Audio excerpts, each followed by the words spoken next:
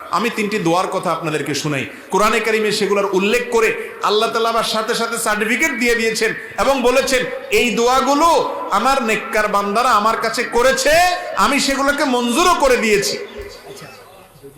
সেই রকম তিনটা দোয়া আমরা যদি আমাদের জীবনে পাঠ করি, জীবনের সকল সমস্যার জন্যই কিন্তু এই তিনটা দোয়া ঘুরে ফিরে আমাদের প্রযোজ্য হবে।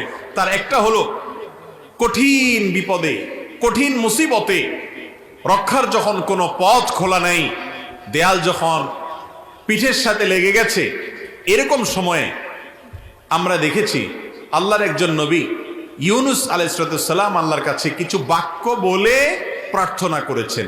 আল্লাহ তাআলা তাকে বিপদ থেকে উদ্ধার করেছেন। কি দোয়া ছিল সেটা?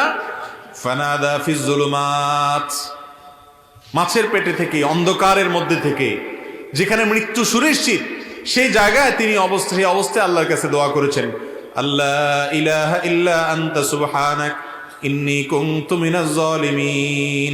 দোয়া করে বলেছেন, আল্লাহকে আহ্বান করে ডেকে বলেছেন, ও আল্লাহ, লা ইলাহা ইল্লা আন্ত, আপনি ছাড়া কেউ সত্যিকারের মাবুদ নেই, ইন্নী কুনতু মিনাজ সুবহানাক, আপনার পবিত্রতা বর্ণনা করছি, ইন্নী কুনতু মিনাজ জালিমিন, আমি হলাম জালিমদের অন্তর্ভুক্ত, আমি নিজের প্রতি নিজে অবিচার করেছি, আমি নিজে ভুল করেছি। আল্লাহর কাছে এই দোয়া করে, এই বাক্যগুলো বলে আল্লাহর কাছে দোয়া করেছেন কে? ইউনুস আলাইহিস সালাম।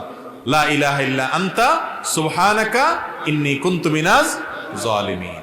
আল্লাহ তাআলা এই দোয়া উল্লেখ করার পর বলছেন, ফাস্তাজাবনা লাহু ওয়া নাজ্জাইনাহু মিনাল গাম।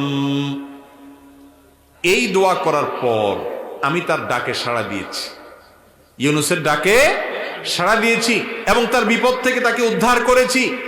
এর পরের অংশটা বেশি গুরুত্বপূর্ণ আমাদের জন্য। এরপরে আল্লাহ বলছেন, ওয়াকাযালিকা নুনজিল মুমিনিন, যেভাবে ইউনুস আলাইহিস সালামকে রক্ষা করেছি, একইভাবে ঈমানদারদেরকে, কিয়ামত পর্যন্ত আগত ঈমানদারদেরকে বিপদ থেকে রক্ষা করব এই দোয়ার মাধ্যমে। কোন দোয়ার মাধ্যমে? দোয়া ইউনুসের মাধ্যমে।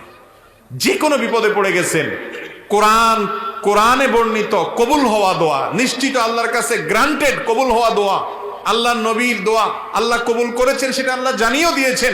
আবার ঈমানদার বান্দারা করলে সেটাও কবুল করবেন, ওয়াদা করেছেন।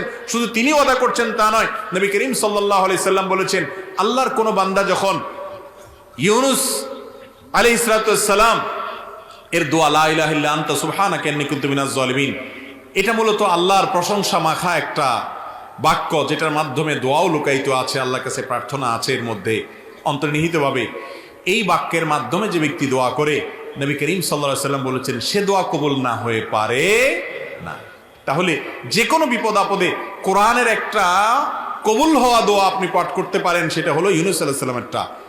সেই বাক্য হলো আল্লাহকে ডেকে বলবেন, ও আল্লাহ, লা ইলাহা ইল্লা আন্ত সুবহানাকা ইন্নী কুনতু মিনাজ জালিমিন।